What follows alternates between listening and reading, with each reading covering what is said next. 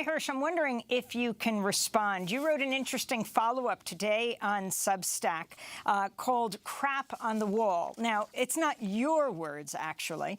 You're actually quoting the White House when they, the most bizarre effort came from Defense Department of Donald Rumsfeld, you write. 2 decades ago, Secretary Rumsfeld, Vice President Richard Cheney discarded the rule of law and common decency in their efforts to stomp out Muslim terrorism. I was writing for The New Yorker. You're talking about the Abu Ghraib scandal. The White House responded to an article I published about the CIA's secret operations, inside Iran, by calling it another example of Hърш throwing crap, that was the word used by an Assistant Secretary of Defense, on a wall to see what sticks. Under Barack Obama, you say a senior national security advisor responded Seymour Hersh is a known fabricator, adding the magazine, The New Yorker, could publish that response to any future Hърш story without further checking. Your response to all of this? Well, my long-gone mother, who came here as an immigrant and loved America more than anybody, particularly about Ned Price's stuff, she would have said he should have washed out his mouth with soap, which is what she actually did to me a few times. So anyway, that's what can I say? It's, sometimes I won't say truth. That's true. Sometimes different versions of a story cause problems. The reason I went into that sort of soliloquy about what's going to happen possibly in NATO and Europe about Biden's act of saying to the Western Europe and Germany, we rather keep our war going, and you can stay cold, is I think it could cause some countries to say, we may be out of here. What do we need NATO for? And American support when in a crisis, they take away our ability to keep our people warm. It also could lead, I think the Green Party has done very well in Germany. The chancellor's from the Green Party. I think it's going to lead to widespread conservative movement politically. And the one thing we did after World War II that was fantastic was we rebuilt Europe into a modern democratic plurality society, plural society.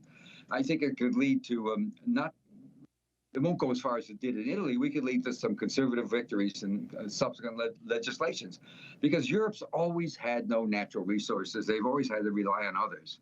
And the others included us and also Russian gas. And if we want to stop that off, we do it at a political cost. And I think the point I'm making is I'm still going to do more reporting on this because there's still things I need to write about later. I think that this has probably been, in the view of some of the people who did it, one of the dumbest things that American government has done in years. And we've had 4 years of Trump, In the long run, I just don't understand why more newspapers, good newspapers like the Times, I still read the New York Times. I don't believe everything they say about Ukraine, but they've got wonderful reporters there.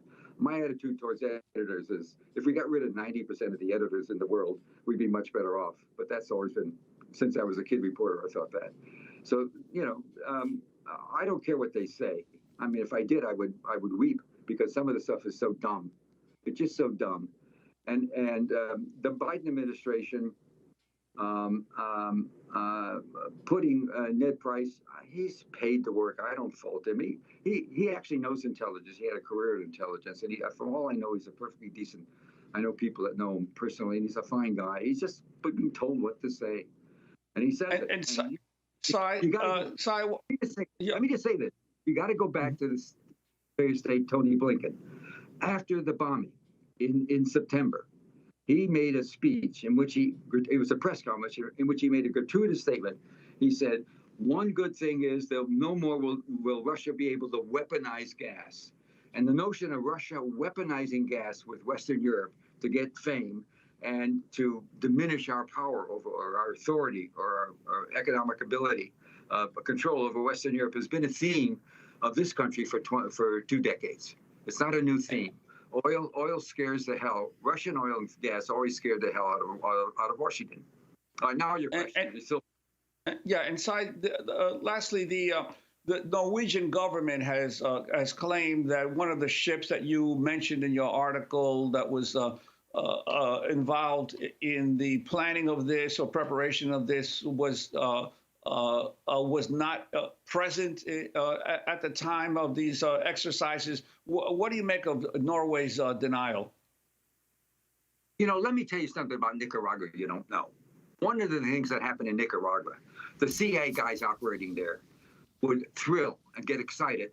There were speeches there, and you know, even in the worst of times, in the Sandinista movement, they would go in their little motorboats off the beaches and shoot flechettes into the beaches and have a contest to see, you know, I shouldn't say the latter. They would just shoot and know there were casualties. They would just do that and have a lot of fun talking about it and bragging about it.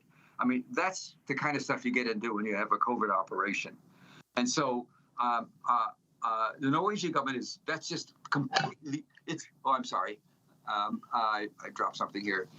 The government, not only did that ship have was in the operation, it also have a compression chamber that had been flown in by the CIA. Now I'm getting the details I don't want to bother with.